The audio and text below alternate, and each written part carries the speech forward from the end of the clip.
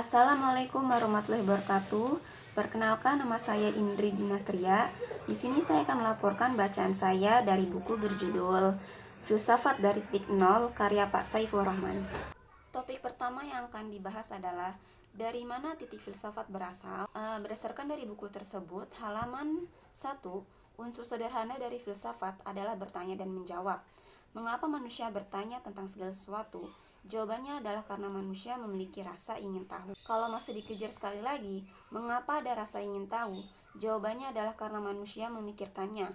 Konsepsi memikirkan itu sekaligus mengandung arti bahwa manusia itu terhubung dengan dunia luar melalui memikirkan.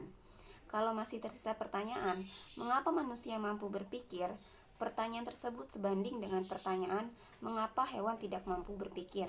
Artinya, kemampuan tersebut tidak bisa ditanyakan, karena kemampuan itu datang dengan sendirinya. Topik kedua yang akan dibahas adalah ciri-ciri khusus filsafat. Berdasarkan kutipan dari buku Filsafat dari Titik Nol, halaman 13, filsafat adalah ibu dari segala ilmu pengetahuan. Maksudnya, semua ilmu yang berkembang sekarang ini tidak bisa melepaskan diri dari filsafat. Adapun ciri khusus dari filsafat adalah yang pertama, cara kerja reflektif. Refleksi itu berarti mencerminkan diri. Hasil dari refleksi adalah menemukan makna. Dari asal katanya, refleksi artinya bercermin.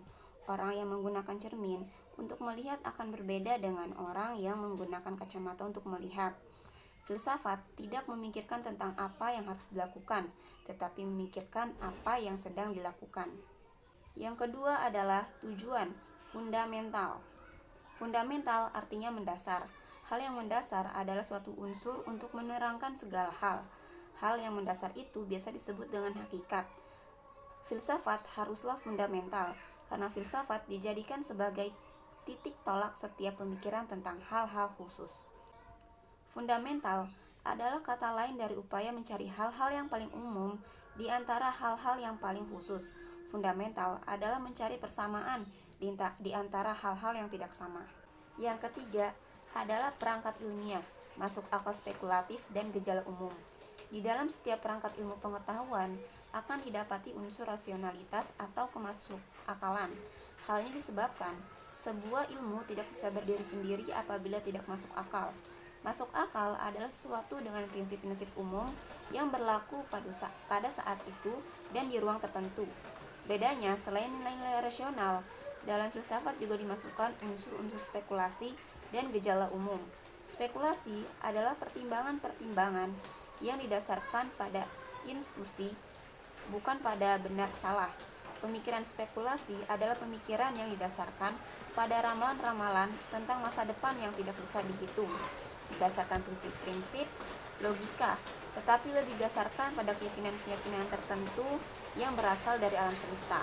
Sementara itu, gejala umum merupakan himpunan dari segala unsur yang spesifik.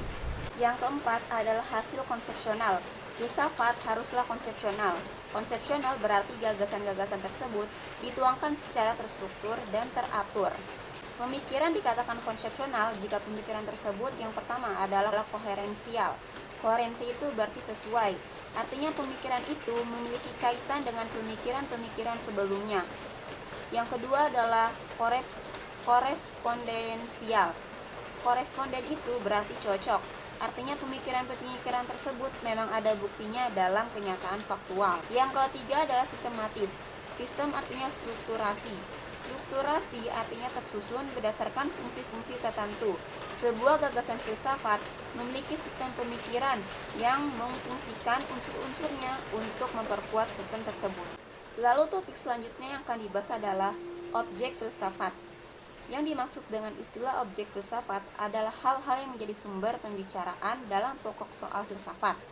Objek filsafat adalah segala sesuatu. Segala sesuatu itu pernah dirumuskan menjadi 3 gagasan, yaitu pertama jiwa, yang kedua dunia, yang ketiga Tuhan. Objek filsafat yang pertama akan dibahas adalah yang tampak, dokos, atau yang tidak tampak atau dokein. Dalam kehidupan sehari-hari, dikatakan tampak adalah sesuatu yang bisa diindra melalui panca indera, dan seseorang dapat mengatakan benda-benda di sekitarnya. Hal itu mungkin terkait dengan warna benda tersebut, baunya, dan permukaannya.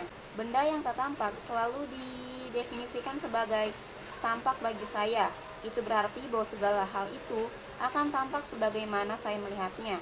Namun penglihatan itu tidak menjamin bahwa yang saya lihat itu adalah jumlah seluruh kualitas yang dikandung oleh dirinya. Lalu selanjutnya adalah benda mati atau ens corporalis. Benda mati pertama-tama dimengerti sebagai sesuatu yang statis alias diam. Benda mati dapat diidentifikasi melalui panca indera, tetapi tidak semua yang indrawi adalah benda-benda mati. Benda mati terikat dengan warna, bau, permukaan, bunyi, dan rasa. Lalu selanjutnya adalah ada yang tumbuh atau ens vegetatum. Yang dimaksud dengan benda tubuh adalah benda yang mengalami pengembangan tertentu. Pertumbuhan itu tidak hanya mengandalkan perubahan-perubahan di dalam dirinya, tetapi perubahan itu bergerak dari kecil menjadi besar. Lalu selanjutnya adalah ada yang bergerak atau ens animalis. Makhluk yang bergerak bukan hanya diartikan sebagai hewan, melainkan juga manusia. Namun dalam tingkatan yang paling sederhana, makhluk yang bergerak dalam konteks ini adalah hewan. Gerakan hewan didorong oleh metabolisme yang terjadi dalam tubuh. Dorongan-dorongan yang timbul dalam tubuh hewan adalah sebagai berikut: pencarian energi, reproduksi, bertahan hidup. Lalu selanjutnya adalah ada yang berpikir atau ens rationalis. Pikir bukan sekedar aktivitas otak, karena tidak setiap aktivitas otak menghasilkan pemikiran. Otak orang gila juga aktif, tetapi dia tidak berpikir.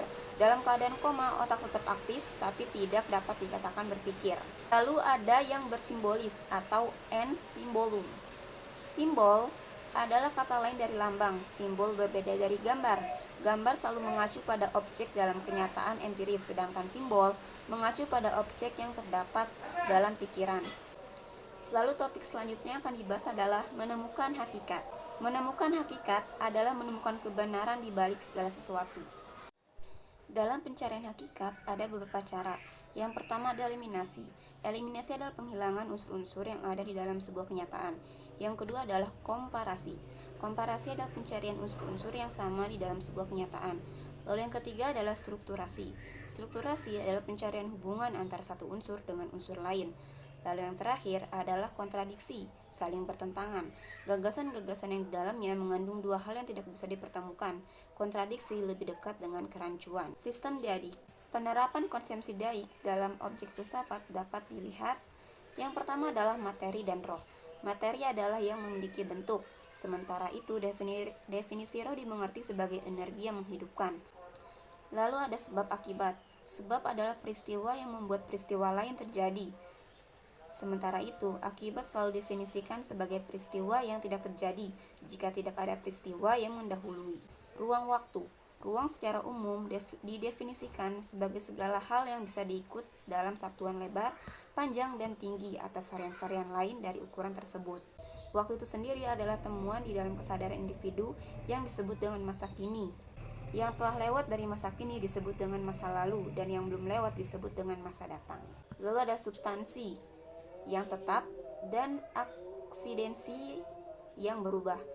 Apabila substansi adalah abstraksi yang cenderung tetap, tidak berubah, aksidensi adalah peristiwa real yang selalu berubah-ubah. Apabila substansi adalah inti, aksidensi adalah hiasan.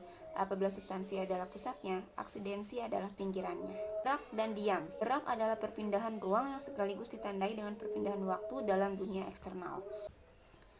Di balik sebuah gerakan, benda tersebut adalah benda yang diam.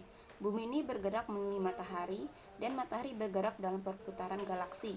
Tetapi gerakan itu tidak terasa bagi kita, rasanya hanya diam-diam saja, padahal kita sedang bergerak. Eksistensi dan esensi. Eksistensi adalah keberadaan individu dalam ruang waktu. Definisi ini tidak merangkum semua arti yang berkembang dalam sejarah filsafat, tetapi sekurang-kurangnya memberikan arah terhadap arti secara keseluruhan. Untuk mengetahui esensi, manusia perlu bereksistensi. Jadi eksistensi harus dilakukan lebih dahulu sebelum tahu esensi. Ada dan ketiadaan. Ada merupakan sesuatu yang dipikirkan, sedangkan ketiadaan merupakan sesuatu yang berada di balik ketiadaan. Kelebihan dan keburukan. Kelebihan adalah bentuk perasaan seseorang yang dipenuhi dengan makna atas segala sesuatu.